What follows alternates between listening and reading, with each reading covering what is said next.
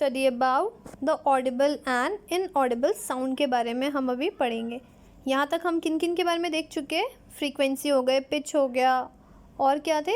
Vibrations हो गए, low pitch sound, high pitch sound, ये सारी चीज़ें हम देख चुके हैं अपने लास्ट वीडियो में। अब हमें देखना है बच्चों ऑडिबल एंड इनऑडिबल साउंड क्या है। We know that we need a vibrating body for the production of sound. हमें ये पता है कि साउंड को प्रोडक्शन के लिए या साउंड को प्रोड्यूस करने के लिए हमें क्या चाहिए? एक वाइब्रेटिंग बॉडी चाहिए, तभी साउंड प्रोड्यूस हो रहा है। Can we hear the sound of all the vibrating bodies? क्या हम जितने भी वाइब्रेटिंग बॉडीज़ हैं हम उनके साउंड को हम सुन सकते हैं? The fact is that the sounds of the frequency less than 20 vibration per second, that is 20 hertz, can not be detected by the human ear. कह रहा है कि अगर जो वाइब्रेशन है ये क्या है? 20 वाइब्रेशन पर सेकेंड से कम है तो ह्यूमन ईयर उसे डिटेक्ट नहीं कर सकता। Such sound are called inaudible. इन साउंड को हम क्या बोल रहे हैं? इनऑडिबल साउंड कहते हैं। इट मीन्स आप नहीं डिटेक्ट कर सकते आपका ear. On a higher side the sound of the frequency is higher than 20,000 vibration per second, it means 20 kilo hertz are also not audible to the human ear. It means minimum क्या हो गया आपका? 20 hertz हो गया, और maximum क्या हो गया? 20 किलो हर्ट्स। आप इसे नहीं सुन सकते। दस the human year the range of the Audible frequency is रफली फ्रॉम 20 to 20,000 हर्ट्स। तो आप किन हर्ट्स के बीच में सुन सकते हो? इट मीन्स मिनिमम 20 और मैक्सिमम 20,000 हर्ट्स से अबव आप नहीं सुन सकते। तो ये हमें समझ में आ गया कि हम कितने मैग्नीट्यूड ऑफ साउंड्स तक हम सुन सकते हैं। तो ये काफ़ी ज़्यादा इंपॉर्टेंट है, ध्यान रखना है। Some animals can hear the sound of the frequency higher than 20,000 hertz. तो बहुत सारे एनिमल्स होते हैं जो 20,000 हर्ट्स से भी ज़्यादा वो सुन सकते हैं। Dogs has this ability. तो डॉग के पास ये एबिलिटी है। The police use the high frequency whistle which dogs can hear but human के नॉट। तो क्या होता है, बहुत बार आप देखते हो ना कि डॉग्स बहुत सारी चीज़ों को सुन लेता है लेकिन ह्यूमंस नहीं सुन पाते। The ultrasound equipment familiar to use for investigation and tracking any medical problem work at the frequency higher than 20,000। अब क्या कह रहा है? जैसे अल्ट्रासाउंड इक्विपमेंट्स वगैरह होते हैं, जो मेडिकल इक्विपमेंट्स होते हैं, ये क्या हो रहा है? ये कितने फ्रीक्वेंसी पे वर्क कर रहे हैं? मीन्स हायर देन 20,000 हर्ट्स पे वो वर्क कर रहा है। Next is 13.7, that is noise and music. तो आप कौन से साउंड को कहोगे नॉइज़ है और कब आप कहोगे म्यूज़िक है? We hear a different types of sound around us. हम क्या कर रहे हैं? Different different types of sound को हम सुन रहे हैं। Is the sound always pleasing? क्या जितने भी साउंड है वो सब हमें अच्छा लग रहा है, हमें अच्छा फील हो रहा है? Does a sound sometimes cause discomfort to you? क्या कभी कभी साउंड आपको डिस्कम्फर्ट भी फील कराता है? तो हाँ जी, कराता है, बिल्कुल कराता है। Some sound are pleasant to ear, but कुछ साउंड क्या होता है? अच्छा लगता है हमें सुनने में, whereas some are not. But कुछ क्या होते हैं? इरिटेटिंग साउंड हमें लगते हैं। Suppose the construction work is going on your neighbourhood. अगर आप मानो कि आपके आस पड़ोस में क्या हो रहा है? कोई कंस्ट्रक्शन का काम हो रहा है, तब आपको कैसा फील होता है? Are the sound coming from the construction site pleasing? जो कंस्ट्रक्शन साइट से जो आवाज़ आ रही है, क्या आपको वो अच्छा फील हो रहा है? Do you enjoy the sound surrounded by या हॉर्न्स या बसेस या फिर trucks? Such unpleasant sounds are called noise. तो ये सारे साउंड्स क्या हो गए? नॉइज़ हो गए। जैसे हॉर्न हो गया, या फिर आपके घर के पास क्या हो रहा है? कोई कंस्ट्रक्शन का काम चल रहा है, तो ये हमें अच्छा नहीं लग रहा। इट मीन्स ये सारे जो आवाज़ है, जो साउंड है, ये क्या है? ये नॉइज़ हो गया। इट मीन्स जो हमारे कानों के लिए, हमारे लिए अनप्लीजेंट है। So these are known as noise. Next कह रहा है in a classroom if all the students speak together what would the sound produce be called? अगर आपके क्लासरूम में सारे बच्चे एक साथ बोलने लग गए तो क्या वो प्लीजेंट होगा? तो वो नहीं, प्लीजेंट नहीं है। वो क्या हो गया? उसको आप नॉइज़ी बोलोगे। On the other hand you enjoy the music from the musical instrument. लेकिन कह रहा है कि हम क्या म्यूज़िक सुनते हैं इवन ना म्यूज़िकल इंस्ट्रूमेंट से, काफ़ी तेज़ आवाज़ आती है। Musical sound is one of which is pleasing to a ear. Musical sound कैसा होता है? हमारे कान को बहुत अच्छा लगता है सुनने में। Sound produce by a harmonium is a musical sound. Harmonium से जो आप साउंड सुन रहे हो, ये क्या हो गया? म्यूज़िकल साउंड हो गया। The string of a sitar also give out a musical sound. Even जो स्ट्रिंग से आवाज़ आ रही है सितार में, ये भी क्या हो गया? म्यूज़िकल साउंड है। But if the musical sound become too loud would it remain melodious? अगर ये जो म्यूज़िकल साउंड जो हम सुन रहे हैं, जो हम बातें कर रहे हैं स्ट्रिंग ऑफ सितार के बारे में, या फिर तबला ले लो या कोई भी म्यूज़िकल इंस्ट्रूमेंट ले लो, अगर इनकी साउंड बहुत ज़्यादा हो जाए तो भी क्या वो आपको मेलोडियस लगेगी या अच्छी लगेगी? तो वो नहीं लगेगी। इट मीन्स हमें वो पर्टिकुलर रेंज तक ही हमें जो वॉइस है वो हमें आप उसको प्लीजिंग वे में ले सकते हो।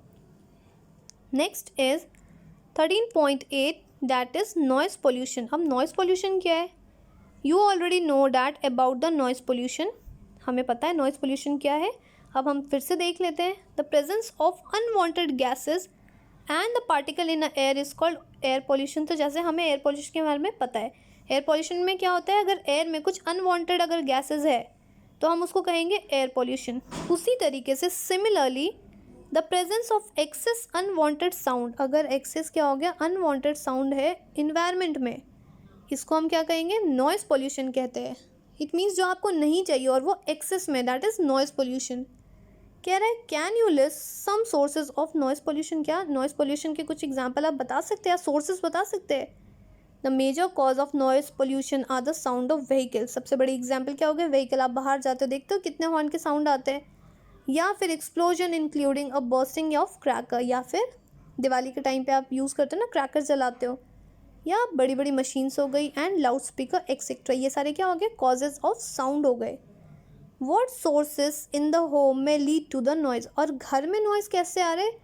तो टेलीविज़न से आ रहा है, अगर आप बहुत ज़्यादा तेज़ वॉइस में सुन रहे हो, ट्रांजिस्टर, रेडियो, या फिर हाई वॉल्यूम में जब आप सुन रहे हो, या फिर कोई किचन अप्लाइंसेस, या फिर डेजर्ट कूलर, एयर कंडीशनर हो गए, या all contribute to a noise pollution. तो ये सारी चीज़ों से क्या हो रहा है, नॉइज़ पोल्यूशन हो रहा है। तो ये सारे क्या हो गए बच्चों, कॉजेज़ हो गए।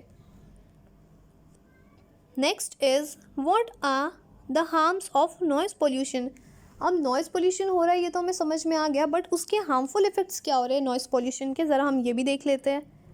Do you know that the presence of excessive noise in our surrounding में cause many health related problem?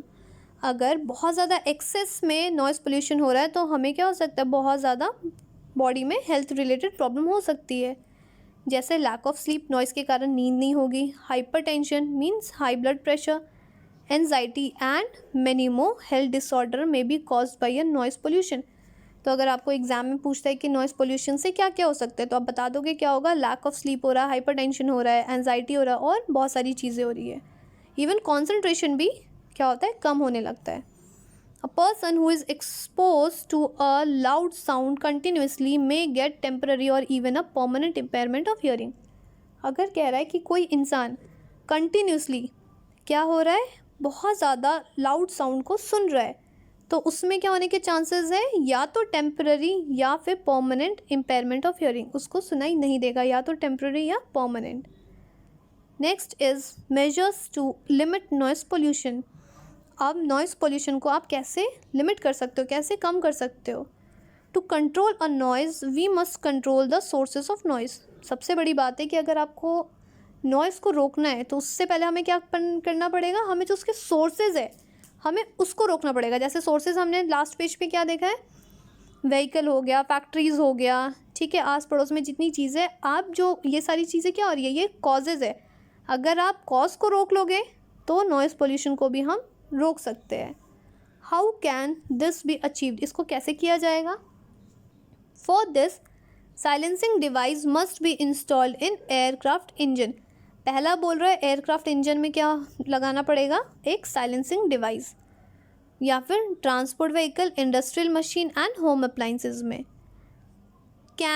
How can the noise pollution be control in a residential area? तो ये तो हमें समझ में आ गया कि जैसे इंडस्ट्रीज़ में, एयरक्राफ्ट में आपने क्या लगा दिया, एक साइलेंसिंग डिवाइस लगा दी। लेकिन कह रहा है आप घर में कैसे कर सकते हो, या फिर रेसिडेंशियल एरिया में नॉइज़ पोल्यूशन को कैसे रोक सकते हो आप? All noisy operation must be conducted away from the residential area. जितने भी नॉइजी ऑपरेशंस है उनको कहाँ कंडक्ट करना चाहिए, थोड़े रेसिडेंशियल एरिया से दूर। Noise producing industries should be set up away from such an area. अगर कोई इंडस्ट्री सेटअप कर रहा है तो वो रेसिडेंशियल एरिया में नहीं होना चाहिए, वो साइड एरिया में होना चाहिए, सो डैट जो वहाँ के लोग हैं उनको कोई प्रॉब्लम ना हो। Use of automobiles horn should be minimised. और क्या होना चाहिए, जो ऑटोमोबाइल्स में जो हॉर्न है वो मिनिमाइज़ करना चाहिए। जहाँ ज़रूरत हो वहीं यूज़ करें, जितना कम से कम यूज़ करेंगे नॉइज़ पोल्यूशन को हम रिड्यूस कर सकते हैं। TV and music system should be run at a low volume. TV या फिर म्यूज़िक सिस्टम को आप थोड़ा लो वॉल्यूम में सुन सकते हैं घर में। Trees must be planted along the roads and around the buildings to cut down the sound reaching the resident, thus the reducing the harmful effect of the noise pollution। और इसमें बहुत अच्छी बात बोल रहा है कि आपको क्या करना चाहिए, ट्रीज़ को प्लांट करना चाहिए रोड साइड के पास और बिल्डिंग के पास, सो डैट क्या होगा, अगर आप ट्रीज़ लगा रहे हो तो ये साउंड को कट कर देता है, जो साउंड है वो रेसिडेंशियल एरिया तक रीच ना हो पाए और नॉइज़ पोल्यूशन रिड्यूस हो सके। क्लियर है बच्चों। नेक्स्ट एक छोटा सा टॉपिक दे रखा है हियरिंग इम्पेयरमेंट। अब ये जो हियरिंग इम्पेयरमेंट है ये क्या है? Total hearing impairment which is rare means, total hearing means आप अपनी पूरी कैपेसिटी सुनने की अगर आप खो देते हो, ये बहुत कम होता है। Is usually from birth itself. ये कैसे होता है? जन्म से ही हो रहा है तो वो क्या होगा? टोटल हियरिंग इम्पेयरमेंट होगा। Partial disable is generally the result of disease. अगर आपको थोड़ी थोड़ी कम सुनाई आ रही है, इट मीन्स पार्शियल डिसेबल है, तो ये कैसे हो रहा है? डिजीज़ के कारण या इंजरी या फिर एज के कारण। Children with a empire hearing needs the special care. अगर कोई चिल्ड्रन है, अगर उसको कोई इम्पेयर हियरिंग हो गया है तो उसको कैसा चाहिए? स्पेशल केयर चाहिए उन्हें। By learning sign language. आप स्पेशल केयर कैसे दोगे? साइन लैंग्वेज के थ्रू, बिकॉज वो सुन तो पा नहीं रहे। Such children can communicate effectively. अगर आप साइन लैंग्वेज से अगर आप समझाओगे तो वो क्या होगा? काफ़ी ईजिली कम्युनिकेट कर पाएंगे, because speech develop as the direct result of the hearing. A child with a hearing loss may have a defective speech also. आपने ये भी देखा होगा कि अगर किसी का हियरिंग लॉस है तो उसको बोलने में भी क्या आ रही है? डिफ़िकल्टीज आती है। Technological devices for the hearing impairment have made it possible for such person to improve the quality of life. तो टेक्निकल डिफरेंट क्या हो रहा है? Technological devices day by day क्या हो रहा है? उसमें इम्प्रूव होते चल रही है। तो टेक्नोलॉजिकल डिवाइस के कारण जो हियरिंग इम्पेयरमेंट है उस पर आप ओवरकम कर सकते हो और क्वालिटी ऑफ लाइफ को इम्प्रूव कर सकते हो किसी हद तक। Society can do much to improve the living environment for hearing impairment and help them to a normal life. तो क्या कर रहे हैं ये जो सोसाइटी, इट मीन्स सोसाइटी क्या कर रही है? आपको हेल्प कर रही है सो डैट अपने क्वालिटी ऑफ लिविंग को इम्प्रूव कर सको और नॉर्मल लाइफ आप जी सके। तो बच्चों चैप्टर यहाँ ख़त्म होता है और एंड में कीवर्ड्स है, इन्हें एग्ज़ाम में नहीं भूलना है। इतनी सारी चीज़ें मैंने आपको बता दी। एम्पलीट्यूड क्या है, ईयर ड्रम क्या है, फ्रीक्वेंसी, हर्ट्स, लैरिंग्स, लाउडनेस, ये सारी चीज़ें हम देख चुके हैं और विद फिगर भी हम समझ चुके हैं। तो बच्चों चैप्टर यहीं कंप्लीट होता है। और अगर चैप्टर आपको इजीली समझ में आया हो, अच्छा लगा हो, तो लाइक करिए, शेयर करिए एंड सब्सक्राइब करिए।